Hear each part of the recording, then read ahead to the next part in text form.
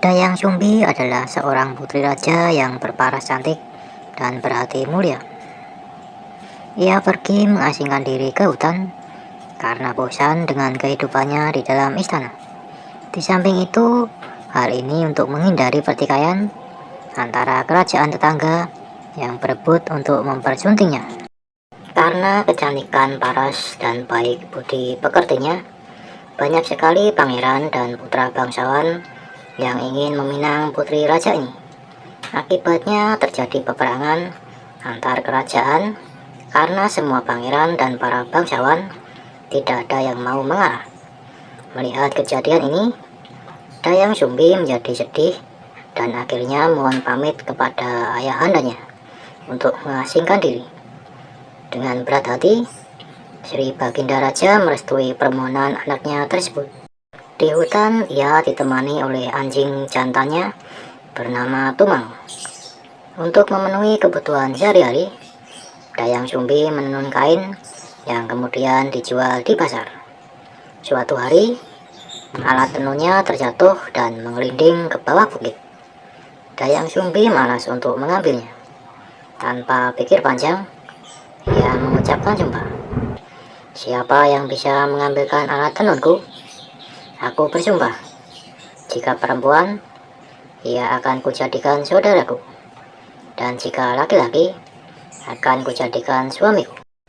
Tumang yang sebenarnya adalah titisan seorang dewa mendengar sumpah Dayang Sumbi. Ia segera berlari menuruni bukit dan mengambil alat tenun Dayang Sumbi. Walaupun tidak mengira dengan apa yang terjadi, Dayang Sumbi tetap menepati janjinya. Dayang Sumbi akhirnya menikah dengan Tumang. Mereka dikaruniai seorang anak laki-laki bernama Sangkuriang. Sangkuriang kecil sangat mahir berburu. Ia menggunakan tombak dan panah untuk membunuh buruannya. Sangkuriang kecil tak pernah tahu siapa ayahnya. Pagi itu seperti biasa, Sangkuriang pergi berburu bersama Tumang. Lihat Tumang, sepasang rusa yang gemuk. Sangkuriang segera mengeluarkan anak panahnya.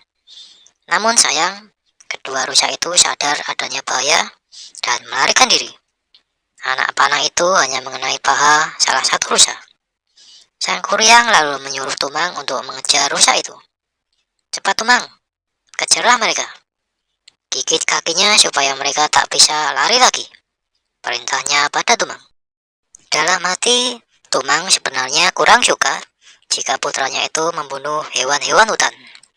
Tumang akhirnya berpura-pura mengejar kedua rusa tersebut dan ia kembali tanpa hasil. Payah, seharusnya kau bisa menangkapnya dengan mudah, gerutu Sangkuriang. Karena kecewa, Sangkuriang menguji Tumang. Anjing tua, pergilah jauh-jauh dariku. Kau sudah tidak berguna lagi. Andai saja ia tahu bahwa Tumang adalah ayahnya, ia tentu tak akan mengusirnya. Dengan hati sedih, Tumang pun pergi meninggalkan Sangkuriang. Sesampainya di rumah, Sangkuriang bercerita pada ibunya. Aku hampir saja mendapatkan seekor rusa, tapi gara-gara Tumang, aku gagal. Anjing kita itu sudah terlalu tua, Bu. Dayang Sumbi menengok keluar dan bertanya, di mana Tumang sekarang? Sudah kuusir. Untuk apa kita memeliharanya lagi? Ia sudah tua dan tak berguna.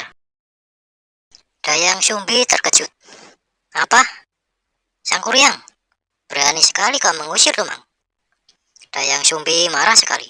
Ia mengambil sendok nasi dan memukulkannya ke kepala Sangkuriang. Saking kerasnya, kepala Sangkuriang terluka dan berdarah. Sangkuriang menangis dan kecewa. Mengapa ibu memukulku demi seekor anjing? Tanyanya.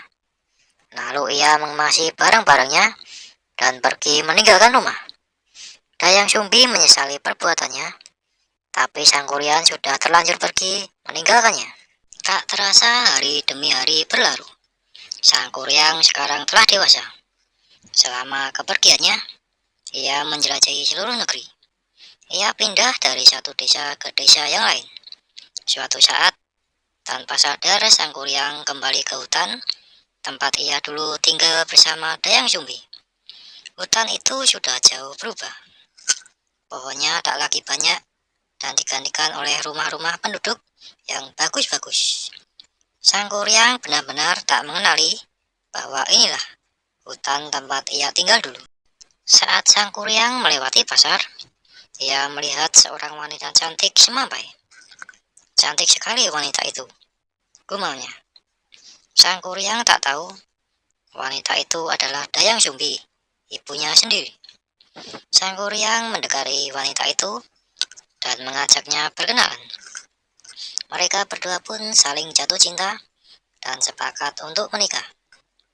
Suatu sore, Dayang Sumbi hendak memotong rambut sang kuryang. Saat menyisir rambut sang kuryang, Dayang Sumbi terkejut. Ia melihat bekas luka di kepala sang kuryang. Jangan-jangan, bisiknya cemas. Sang kuryang, mengapa ada bekas luka di kepalamu? Tanyanya penasaran. Saat kecil, ibuku memukul kepalaku dengan sendok nasi. Ia marah karena aku mengusir anjing peliharaan kami. Dayang Sumbi langsung lemas mendengar penjelasan sang kuryang itu. Terbata-bata ia berkata, "Sang kuryang, akulah ibu yang dulu memukul kepalamu, nak. Kita tak boleh menikah. Kita adalah ibu dan anak." "Tak mungkin. Pasti ini hanya alasanmu saja untuk membatalkan pernikahan kita," jawab sang kuryang keras. 1000 kali Dayang Sumbi meyakinkan, 1000 kali pula sang kuryang menolak. Ia tetap ingin menikahi Dayang Sumbi. Akhirnya Dayang Sumbi mendapat akal. Ia meminta sang kuryang untuk membendung sungai Citarum dan membuat perahu besar untuk menyeberanginya. Keduanya harus selesai sebelum fajar menyingsing. Jika sang kuryang gagal, Dayang Sumbi tak mau menikah dengannya. Sang kuryang menyanggupi permintaan Dayang Sumbi itu. Baginya, kedua permintaan itu bukanlah hal yang sangat sulit. Sang kuryang mulai bekerja. Dengan bantuan para jin, ia bekerja keras membendung sungai Citarum. Ia tak sadar kalau Dayang Sumbi diam-diam memperhatikannya. Dayang Sumbi cemas melihat sang kuryang bisa bekerja secepat itu. "Aku harus segera melakukan sesuatu," pikirnya. Ia teringat dengan kain sutra berwarna merah yang baru ia tenun. Kain itu berukuran cukup besar karena ia menenunnya untuk digunakan sebagai tirai dan selimut. Dayang Sumbi berlari menuju perumahan penduduk. Dengan panik, ia menceritakan apa yang terjadi. Penduduk yang telah mengenal Dayang Sumbi dengan baik tentu saja tak setuju jika sang kuryang menikahinya. Mereka setuju untuk membantu Dayang Sumbi. Dayang Sumbi mengajak penduduk untuk menggelar kain sutra merah itu di sebelah timur sungai Citarum. Sebagian penduduk yang lain membuat suara gaduh seolah-olah kegiatan pagi telah dilakukan. Sang kuryang yang sedang bekerja terkejut mendengar suara gaduh tersebut. Ia menoleh ke arah timur. Dilihatnya langit sudah merah. Ia mengira pagi telah tiba. Ia tak tahu bahwa itu adalah kain sutra merah yang digelar oleh Dayang Sumbi dan penduduk desa. Sang kuryang sangat marah dan kecewa. "Aku telah gagal," katanya dalam hati. Sang kuryang berteriak sekeras-kerasnya, "Aku mencintaimu, Dayang Sumbi.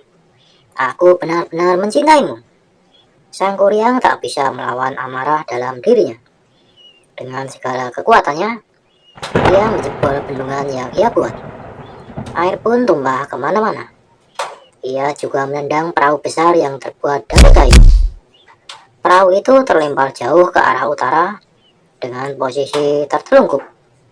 Konon kabarnya, perahu yang jatuh tertelungkup itu sekarang dikenal dengan Gunung Tangkuban Perahu, yang berarti perahu yang menelungkup.